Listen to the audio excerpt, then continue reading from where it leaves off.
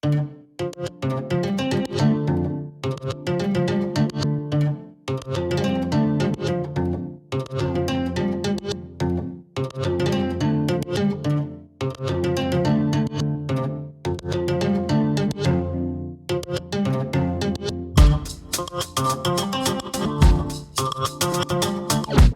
guys, Veronica here.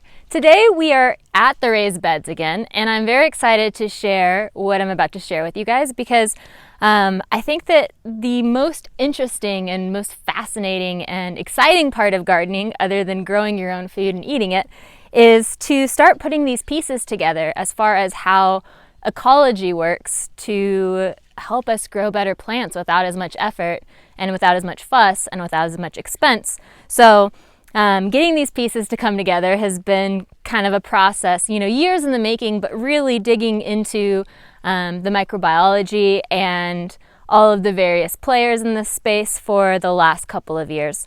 And finally starting to figure out, what can be suggested and recommended to everyone else out there who's just getting started on their gardening journey or maybe looking to enhance it. You might be a few months or years in now.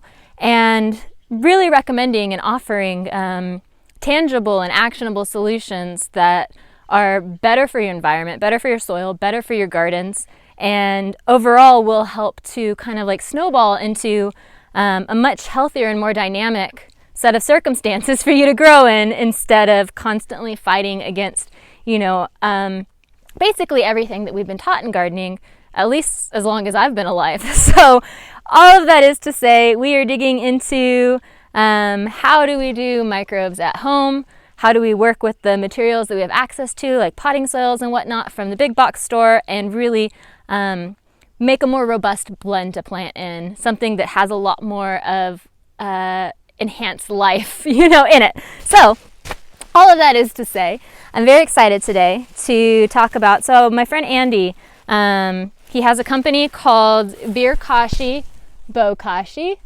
and it is called that because he works with a brewery in San Diego, and so he basically goes and picks up all their spent beer grains after they're done brewing, and they've done all their mash runs and whatever. I'm not a brewer, but I know that there's like a process that it cooks it, and then whatever grain they're using, and then there's this waste product, and a lot of times farmers who raise pigs or chickens maybe will go and pick that up and feed it to their animals in addition to whatever other foods. But it's also a great space to start when you're trying to create garden amendments. Most breweries at this point in time, as far as the ones that I've called, already have somebody picking their used substrate up. But this one in particular didn't when Andy contacted them. And so I don't think it says what the brewery is on here, which is kind of a bummer, but I'll put a little insert somewhere. But anyway, I like what he's doing because he's taking these grains, he's fermenting them with lactobacillus and with, let's see what he says on here.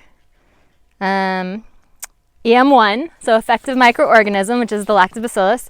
There's liquid kelp in there, there's some trace minerals, there's comfrey and beetroot FPJs, which if we go back to the Korean natural farming stuff, that's why I like the way he's making this, is because he's using a lot of those Korean natural farming techniques to upcycle an otherwise wasted product and create something that has just been like, I wish that I had gotten into it sooner. So I had contacted him a while ago because I had lots of questions around Bokashi composting and wanted to start moving in that direction, as I saw it was potentially a really useful tool for gardeners that are working in smaller spaces that might not have space for like a huge compost pile or otherwise effective ways of, reducing their food waste into a usable garden product. So he hooked me up with a bag of this several months ago, and I've been playing with it, and I really like the results as far as what I've seen using it as a top dressing and also using it to compost inside. So this is like the exciting part of this Bokashi composting for me.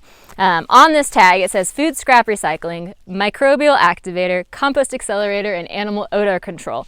And we can get into that last one later, but those top three are the most important for me, because it's basically doing all of the things that I need it to do so that I can keep a compost bucket inside the house without it smelling, which is I think that's really exciting. So I have one I'm gonna move some stuff around here. We're working on this raised bed today because, like I said in a previous episode, we're expecting rain in this next week. So I wanna really make sure that this is well seeded and that it's moving in the right direction. The cover crops that we planted a few weeks ago are looking pretty good, but the birds have come through, as they do, and picked out some seeds, and there's a few empty spots that nothing sprouted, or maybe they were a little high and when they got watered, the seeds, slid off into the lower elevation areas of this raised bed, because as smooth as I try to get it, the soil still moves itself around. So anyway, we're going to use that to our advantage, use those empty spaces to add this Bokashi compost in so that it's getting all of that nutrient cycling going in the soil without moving a bunch of stuff, and then reseed on top of it, because we might as well cover those spots, right? So rather than, currently what my plan is rather than digging all of this soil out, I'm just going to continue building it up with organic matter, with compost, with whatever I can get my hands on, until it either does really well or until it seems like it's falling apart and potentially going anaerobic, and then we'll dig it all out and mix some stuff in and put it back in. But hopefully we don't have to do that. So first off, I'm going to open the bucket that I've been working on this week, the last week or two. I probably do a 2-gallon bucket of food scraps, depending on if it's just me or if there's 2 of us here. I'll do a 2-gallon bucket about every week or 2. So you basically, what you do is, and I will pull a food scrap out because the avocados, wrappers, shells are particularly friendly with this, effective microorganism cocktail. But you can see there's like a nice fuzz on there, and this guy's been in there, it's only been a few days. So you can see that the microorganisms in this Bokashi bran are waking up with the moisture that's in the food scraps, and it's activating all of these little, stepping on my microphone cable. All of these little bran bits are then, because they're colonized with these microbes, and I'm just going to throw those right into the bucket because it needs more. So they're effectively colonized with the microbes, and when the moisture wakes that up, they then kind of spore out into all of the food scraps in here and start to colonize that as well. And then it starts to break all of this down. And so all you do is you put your food scraps in your bucket, right? Get a bucket with a lid, get a food grade bucket with a lid if you're gonna do this. But I love that I'm able to put compost in a bucket, put a handful of this BierKashi Bokashi bran on top, and then mash it all down really hard so that there's not a bunch of air pockets and weird activity going on down in the bottom.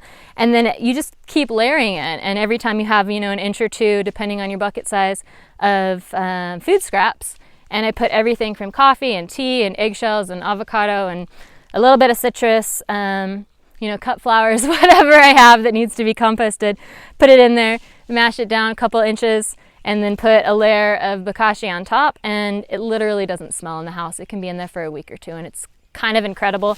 Some people say that they'll put meat and dairy and other starchy things in there as well. I try to limit the amount. I feel like just potatoes kind of get a little bit of funk to them. I like cooked potatoes. They've been cooked in butter or oil. So I'm trying to not put way too many fats in there, but a lot of people swear that you can basically compost any food scraps. So you do you. I'm mostly just doing, vegetable, fruit related things that I know will start to break down pretty effectively. So I just get all of that in and mash it down. I'm not going to do it right this second because we have more things to do here. Sometimes if your scraps have a lot of liquid in them, if they're very wet scraps, then some liquid will accumulate at the bottom of the bucket, and what you can do is just hold everything down and pour that liquid out and then dilute it and use it to water plants. It's really an effective microbial cocktail of food and sort of like fertilizer in a sense. So that's exciting. I haven't really had, wet enough scraps to get much liquid out of them yet. But I think as it gets warmer and that fermentation process kicks up a little, just because that's the nature of most microbes in that sort of, there's like a temperature range that they're just happy. Then maybe I'll see more liquid happening, but I haven't seen a whole lot. So anyway, I got a 5-gallon bucket here that did back in January, and I haven't opened it yet, so this is going to be interesting. Yeah, and so this was started, I want to say like just after Christmas. It was sealed on January 7th. I know because I put a piece of tape on it with the dates on it. And I said open no earlier than January 28th. So I gave it a 3-week fermentation period. I think it's 2 to 3 weeks, so I push it towards that 3 weeks just to really let all of, the microbes that are in this stuff fully colonize all of the food scraps that are in this. And then what you do after that is you basically bury it somewhere, and then it'll finish fermenting and breaking down, whether it's in a compost pile. Here I'm just going to do it straight in the raised beds, or in a box, which I'll show you later, in like kind of a soil factory if you don't have outdoor space to do this. And in 2 more weeks, then it's ready to plant. So very, very excited about this because it makes composting like that much faster. And it's also adding a lot of beneficial organisms to what is otherwise dead dirt in this space for the most part. So yeah, we're gonna open this. I'm a little scared because it feels puffy. And I can kind of smell something a little bit ripe coming off of it. So we'll see how this one did now that it is March, like 4th or 5th, I think. It's been a few months since this was closed. But anyway, I'm gonna open it away from my face just in case something jumps out. And actually it doesn't look so bad. So, and I'm gonna get you guys, let's see if I can get you guys a close-up without like wrecking everything. So you can see that there's this like really fine white growth on all of these edge scraps that didn't have quite enough to cover them. But overall, the smell coming off of it is really fresh and fruity. A little bit like, I wouldn't even say young vinegar. I was gonna say young vinegar, but that's not true. It's just very fresh and fruity. Like that's the best description I can give you. As we get down into it, maybe that will change, but we'll see. And so yeah, we're going to take the scrap. We are going to dig holes in the blank spots in these raised beds where the cover crops didn't quite take, or maybe they got eaten by birds. And then we're going to bury some of this. So let's start by digging some holes. I have to get like a little tripod clip or something to put on the top of these raised beds so we can get a little bit better shots down. But we're going to work with what we've got for now. And just trying to dig in spots where there's not too much or barely anything coming up, so that we're not disturbing, the plant life that we are managing to grow a little of. Got some really nice favas coming up in the back, which is exciting. Haven't seen the sunchokes poke through yet, but they're pretty good at taking their sweet time. And this is nice too, because I haven't dug that far down in this bed yet, so I kind of get to see, what's going on down there. And also get these scraps buried a little bit more deeply so that I don't have, like a bunch of raccoons and stuff digging them up in the middle of the night. I saw the foxes finally for the first time the other night, and that was very exciting.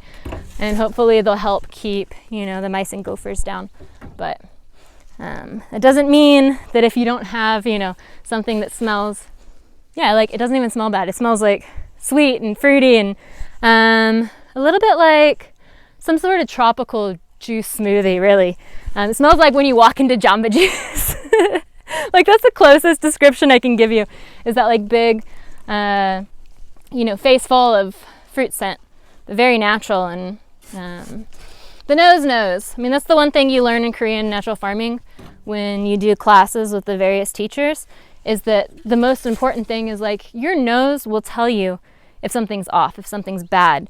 And so because this smells, somewhat appetizing, it seems like it will be a good component. Like I know it will be a good component to add to this space. So I'm digging a hole that's off camera and probably in the neighborhood of about 1 foot deep. I can tilt this down so you can see, because I feel like getting all of these bits of the process is kind of important. So you can see it's about 1 foot deep. No, I can't get this back on there. Woo! Okay.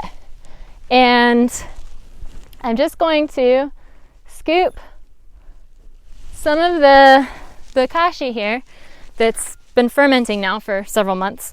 I'm going to scoop some of that into that hole, and then I'm going to cover it, probably about a quarter of this bucket, and then I'll repeat that throughout all of these little spots that are empty until this bucket is empty. I am going to, let's see, I'm going to put on kitchen gloves to do this, like dishwashing gloves, only because my skin is really sensitive to molds and fungi, and I'll just be itching for like the next week if I have direct contact with like molds and yeast and fungi. It's kind of annoying as a gardener and as a baker because sometimes you can't avoid it, but when you can't avoid it, it's like, okay, well, let's try to avoid it. So, yeah, so there's like white stuff on top, and then it just looks wet underneath.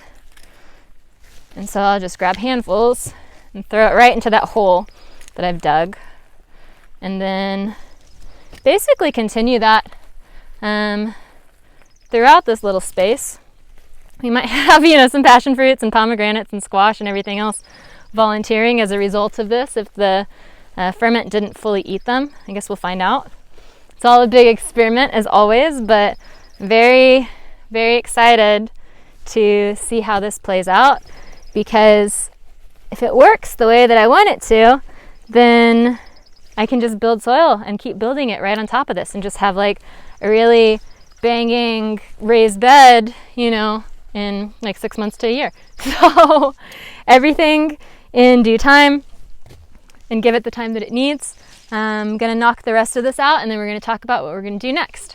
All right, so now that all of that compost is buried, which by the way, I totally understand draining the liquid, because as I got closer to the bottom of that bucket, there definitely was a little bit of like a, primordial goo thing going on. It didn't smell bad, but it was a little bit more rank than that initial, bucket open smell. So, if it's feeling particularly heavy or sloshy as you're going through doing your layers, then definitely try and drain that liquid off. But it honestly wasn't unpleasant. Even as I got towards the bottom of that bucket, it was just a very ripe fermented fruit kind of smell.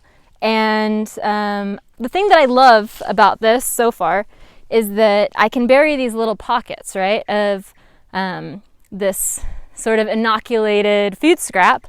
And then all of the various, microbes and worms and whatever that exist in this soil or underneath of it can then come up and kind of start helping break it down and disperse it throughout the bed. I might add some worms and just turn this into a worm factory as well, and get all of the various functions going in the same spot. So maybe in the future, just thinking out loud, but dropping in some sort of perforated tubing or something that I can just dump it straight into, and the worms can use that as a feeding trough. But anyway, we're moving on to the next step, because like I said, we got rain in the forecast. So all of my planning is revolving around that right now, because it's been a long time.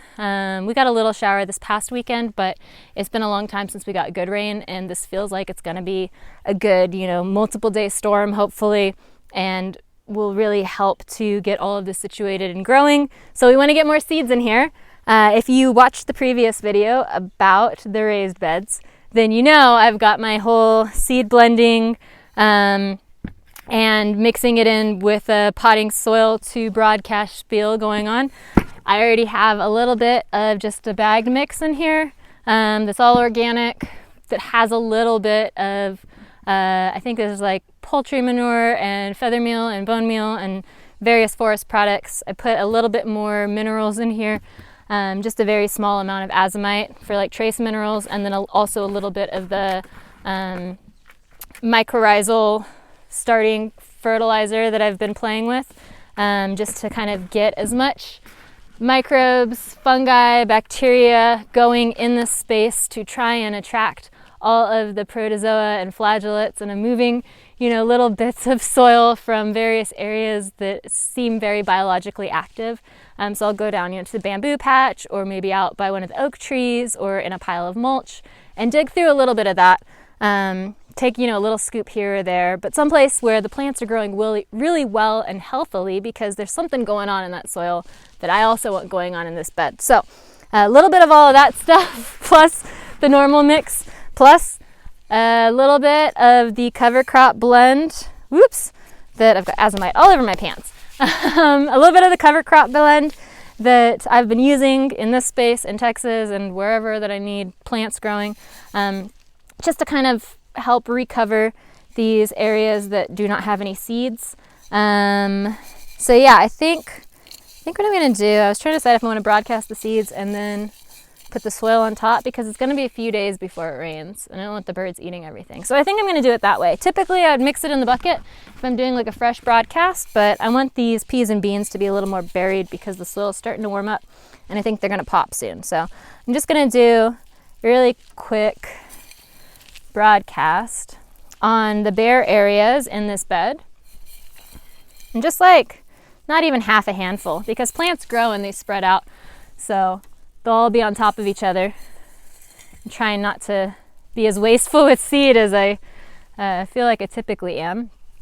And then I'll just go through with this little mix that I've got going, and I will cover up those seeds, and I'll probably give it a little bit of water just to get it started, but not too much, because hopefully the storm comes through like it says it's going to, so we'll see.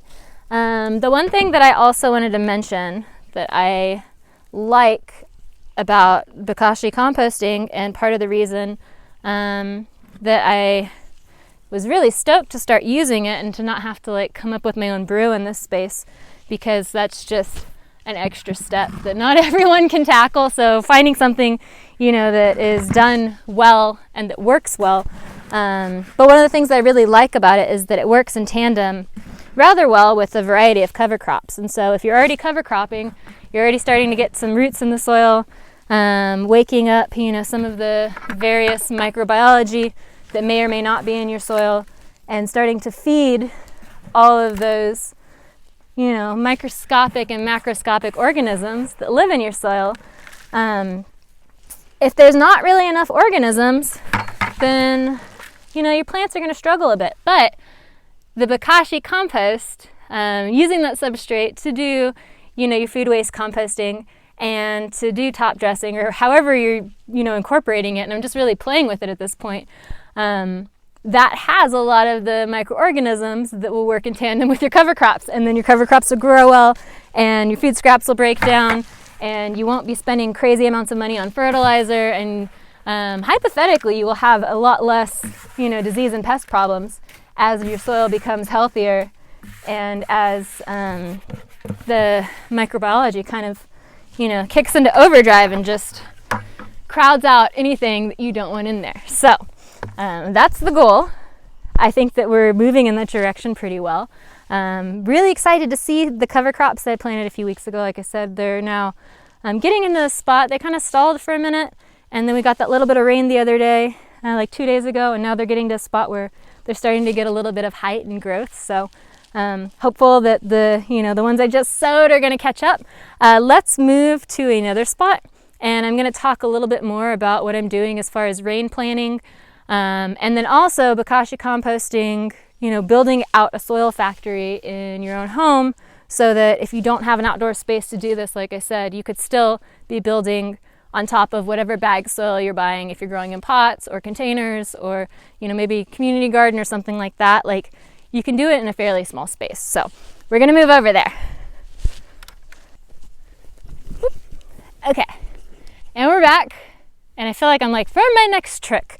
But so this is what I'm doing. If you don't have, we're gonna test this out. I might swap containers at some point, because this is a clear container and it's going to be used for propagation, and I think a solid color container would be a little better. But this is what I'm setting up for if you're like an apartment gardener, a balcony gardener, or just maybe someone who can't have a pile somewhere. Maybe you've been, playing with the little tumbler compost things, which, by the way, also a good way to finish your Bokashi composting is dumping it in your tumbler with some native soil, or some really great, bagged soil, or maybe a scoop from your finished compost, and then, tumbling that with, as long as there's organisms in whatever soil you're adding to it, then it'll help break it down. And in a couple of weeks, like literally 2 weeks, you're gonna have a medium that you can plant in. If all goes well enough, supposedly. This will be the first batch that I'm doing in a container, so that's why there's like you know, all of these stipulations around it that I'm vocalizing. But basically what I'm going to do, again, I have another bucket that was finished. So I've just have like getting rid of these buckets, getting them cleaned out and ready to be refilled again. And so this one was started on the 7th of January. I capped it on the 7th of February. So it took me about a month with travel and whatnot to fill this 2 gallons up. And that was the nice thing too, is like I came back, I was gone for like a week and a half, and I came back and this guy still didn't smell. And he was only half full, but I just had enough substrate of the brand to put on top of it. So that was cool that it didn't smell. Now, the soil that's in this container, again, this is just like my organic big box, mostly bark mulch potting soil. And so what I've done is I've gone around the forest. I've collected various things. There's some mycelium from a mulch pile that I'm going to add to this because I know that was biologically active space. There is some leaf mold from the bamboo patch, which is typically a pretty microbially active space around the bases of some of the older trees, any little soft spots. And so I just got, this is probably like 2, maybe 3-ish cups of soil, like half a cup from each spot. You don't need a whole lot, as long as it looks like the plants in that area are doing really well and they're healthy. Then that's going to be mixing some level of microbiology into your container to really get these food scraps completely broken down so that you can plant into them. And so I'll just mix that into this potting mix that I have in here. I don't trust the potting mix to have enough microbiology in it to get the job done, and I don't have a finished compost pile at the moment. So this is the best that I'm going to be able to do right this second. You could also use vermicompost if you have access to your own worm bin, or you know, if you can buy some good stuff at the farmer's market that usually has a lot of microbiology.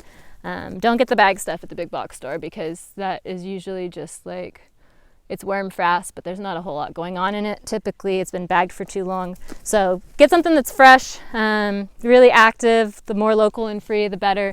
Find a friend or neighbor that has some property that you know is not being sprayed, or you know, take a walk in the woods somewhere and you know, very small little baggie or Tupperware, and just say you're doing soil samples if you get yelled at by a park ranger. I don't know. Like, don't go leaving holes everywhere, but find a way to collect something locally that you're going to get results out of, because you don't need a whole lot, and then you can use, you know, from this collection, save a little bit to use to seed your next collection, and those microorganisms will just continue to grow as you provide them more substrate, as long as they're in conditions that are good for them with enough food. So that's where that's at.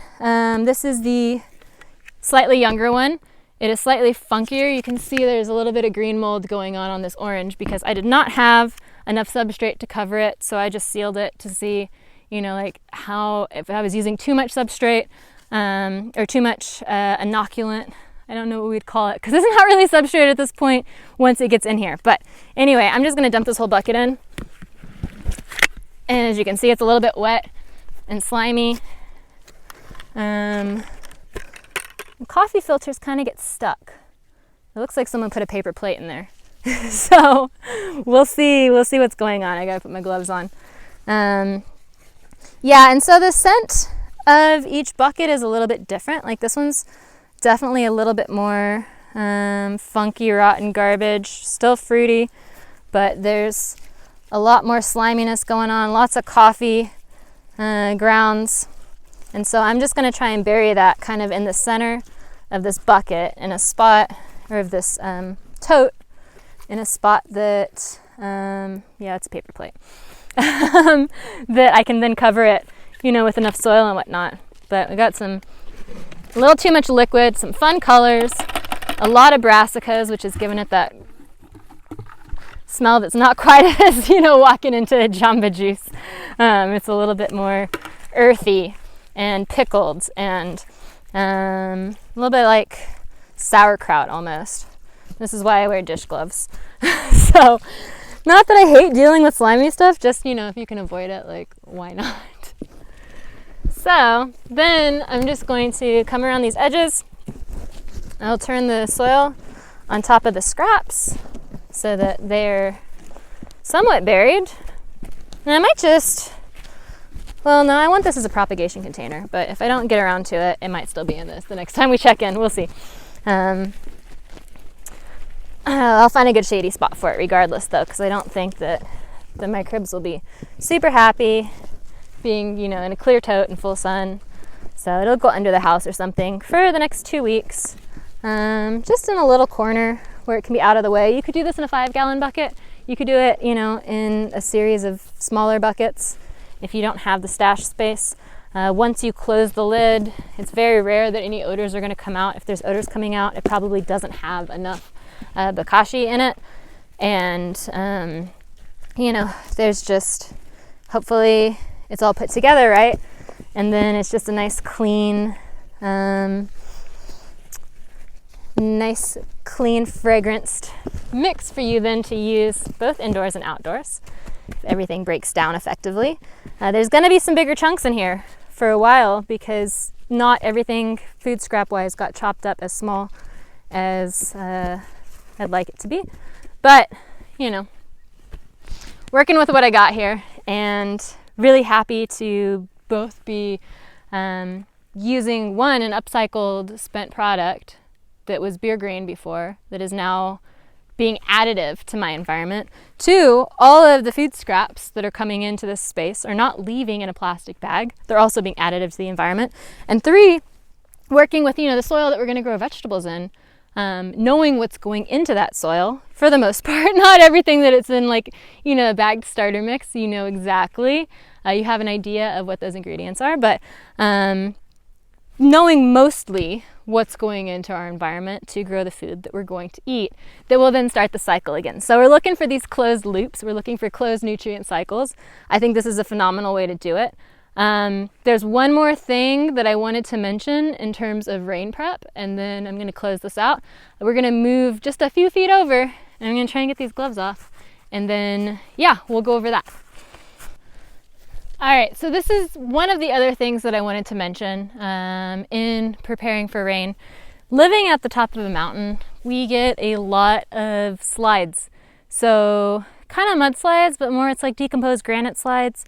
And it just sort of shears down the mountain if there's no plants in the spot where it's sliding. So if there's nothing that is holding the soil together, if there's not roots that are creating points of infiltration for the water to go, then that soil is just going down to the bottom, which makes a really fertile valley for someone else further down, but kind of takes out, everything that we have to work with up here. So there's spots that are bare, or maybe, you have spots where, we have pocket gophers, and we'll have just kind of these patches of bare soil.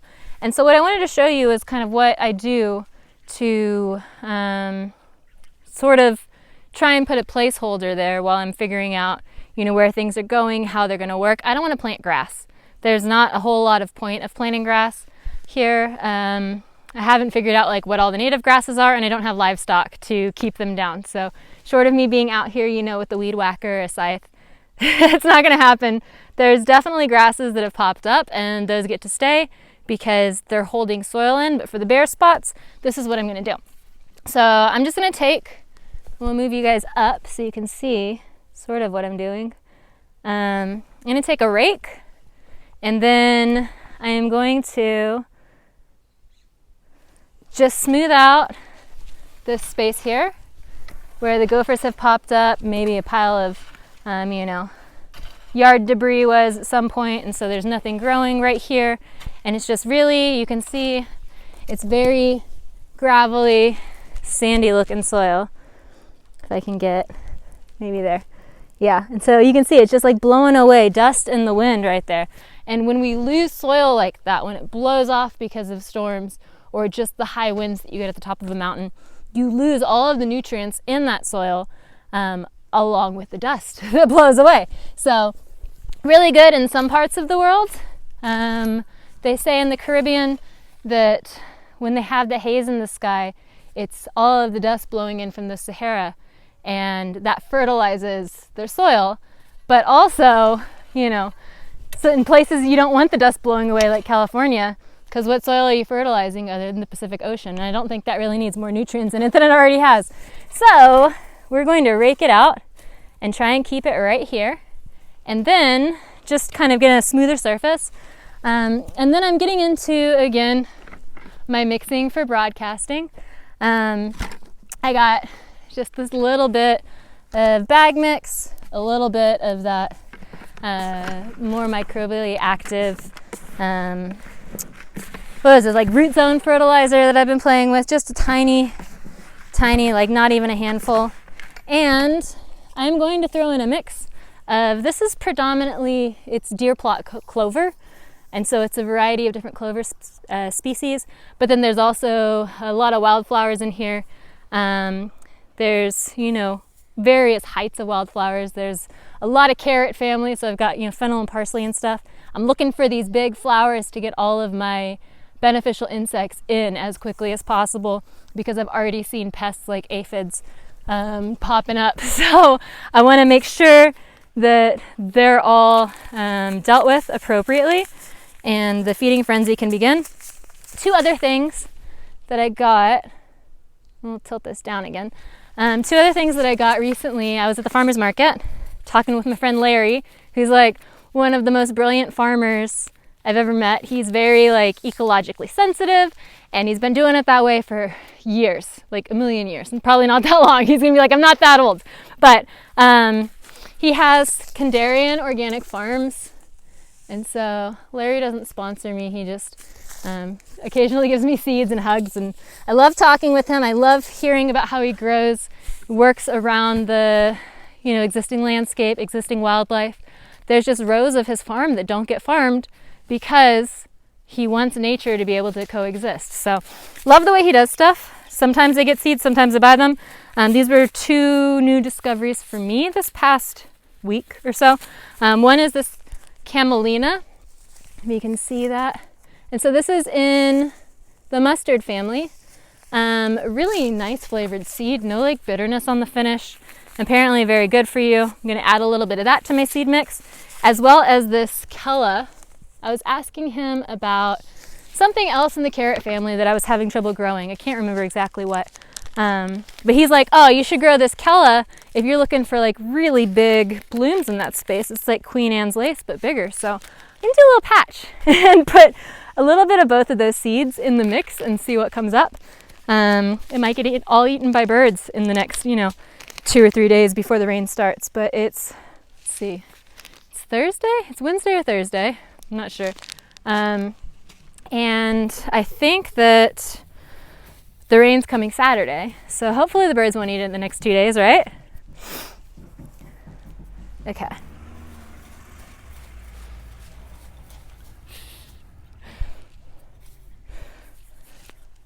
So there's the seed mix, as you can see.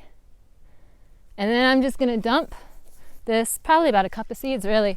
I'm really intensively planning, I'm not putting it all right here, but I'm really intensively planning the various cracks and spots. I'll put about half of this cup actually into this bucket for this space, and then kind of go through along the rock wall and whatnot and push some more in, and go through along the grapes and push some more in. And basically, anywhere I'm pulling out a weed that I don't want and there's bare soil, I'm pushing some other seed in its place, because one, I know something can grow there because there's something growing there, previously. And two, I don't want bare soil, because bare soil means it's going to not be with me for very long and it'll blow away. So get some seeds in this broadcast mix. I'm just going to give it a quick stir. As I've said before in previous episodes, journal entries, I don't know what we would call this. I feel like it's garden vlogging, but I suppose it's a little how-to. As I've said before though, I like to do a mix like this to broadcast because it helps to disperse the seeds a little more evenly and also give them something to hang on to if the soil is kind of poor looking like this, if it's very fine. I don't think the soil is particularly poor. I know that my neighbor has been working on it for the last 3 years since the fire, and just seeing what she's been able to accomplish in that amount of time with, I know, very little money and very little support, that's just, I think that's incredible. So anyway, we are just going to broadcast this all over the space that does not have anything growing.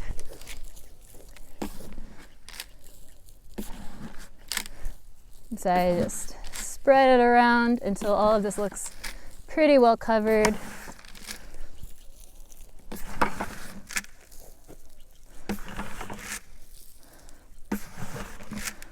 Hopefully we'll have a crazy little wildflower patch popping up right here in the middle of everything else.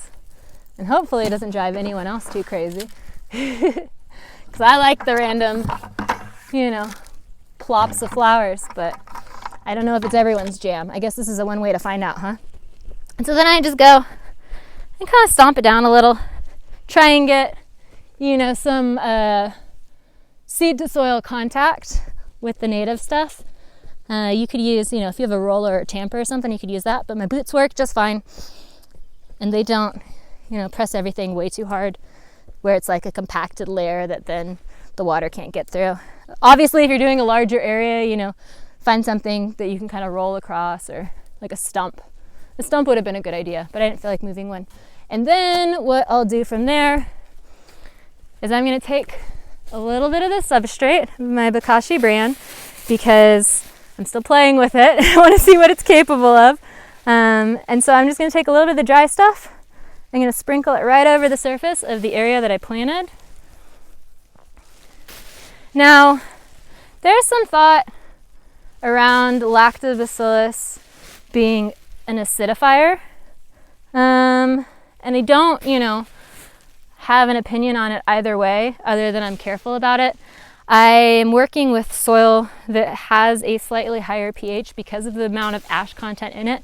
So I'm not worried about tanking too low in the acidification space. And I think that as I get deeper into learning more about, these microbes and how they interact with the environment, I'm probably going to find out that they kind of regulate themselves, and pH is important, but it's not, it's not stationary. So the plants help to regulate it, the microbes help to regulate it, and I suppose, things could go sideways, but it doesn't feel like they're going to based on what I know so far about all of this. So I just give it a little sprinkle, just enough to sort of colonize this patch and figure out, what's going on and get things moving and cycling there. And then what I do is we have a lot of mulch up here on the mountain, especially right now because they just did all the fire clearance and they're not able to burn it because it's been dry. So they had to mulch it all. So there's wood chips basically on like every road that I can just walk around with a bucket and pick up. And so then I'm just going to mulch this, partially because I know that it'll help when the storm comes. For one, all of this to not blow off the minute the wind hits, but before the rain does. And two, when the rain starts hitting, it's not going to all wash away because the wood chips will help slow the water as it falls, and then also help kind of bank it, absorb it. And I'm putting the chips over the Bokashi so that it gives it a nice protective layer so that then it can start, growing and blooming and making its magic happen. So that's basically everything that's going to happen in here. I might also give this a little splash of water just to get things going, and then kind of see how it goes. Some people might wonder, are all of those little wildflowers and delicate herbs and whatnot going to be able to push past the wood chips? But most of the other spots that I've done it so far, they all find a way, and they actually are a little more protected from birds if they have that level of slightly heavier coverage than just soil. So playing with, using the materials I have on hand. The one other thing that I want to talk about that I'm playing with from my friend who makes the BrewKashi is he just recently started making this Microbial Inoculum. And so it's a bottled product that I've been playing with mostly on the indoor plants, but occasionally on things, that are struggling a little bit outside.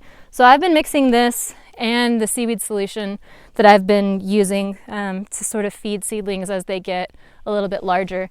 And one of the things that I've noticed, and I swear that it's this bottled product, is that my plants just like exploded within a week of starting to use it. And I was putting like maybe half an ounce, it was like a teaspoon, it was a little splash, into my tiny watering can and just bottom watering like I normally would. But like that prune pepper that I showed you guys in a previous episode, the one that I just pinched or cut the top off of and then it exploded out a week later, like that was watered with this. Basically like all the tomatoes and stuff, everything that looks like it's grown, 3 inches since you last saw it is basically, I don't know, I'm attributing some of it to this, some of it's to the season, obviously, but looking forward to playing with this product a lot more as we move forward. I'm really I like making my own Korean natural farming implements, but I also really like just being able to like pop something open and use it if I don't have, all of that brew going yet. So looking forward to making, fermented plant extracts and whatnot with this sort of stuff. I'm probably gonna run out soon, but I think that's pretty much it right now. I feel like I've covered most of the bases and I gotta get a lot more done before it starts to rain here in the next day or two. The clouds look like they might move in a little sooner, so I'm gonna kind of scurry around and get stuff done. But I am going to, if you want to try this stuff out, because I know that he ships, at least domestically, like all over the United States. So if you want to try out this BierKashi Bokashi, you can find him on Instagram at SD Microbes. I'm also going to put a coupon code right here because I can't remember it off the top of my head, but you can use a coupon code, this coupon code right here, and save, a little bit of dough if you want to try this out and do some indoor composting that doesn't smell horrible, or doesn't really smell at all, to be honest, then yeah, it'll save you a few dollars. You can try that out. I think that he also has this now listed, so you could try both out.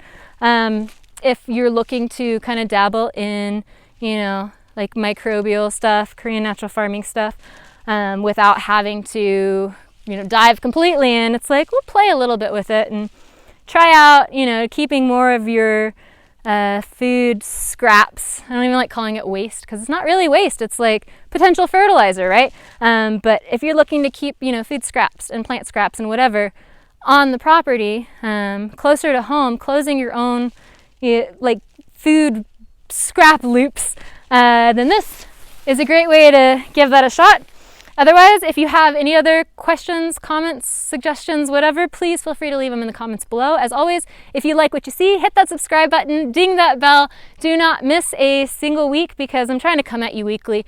As we get deeper in the season, we'll see how that progresses, but that's the goal, is to be here weekly to help support you guys and answer any questions. And follow me on Instagram at FlavorKit for all of this sort of stuff and more. Always gardening stuff over there, lots of home improvement stuff over there right now. So yeah, here, Instagram, check out SD Microbes. Thanks again, Andy, for making my life a little bit easier and making my plants a little happier. And until next time, happy gardening.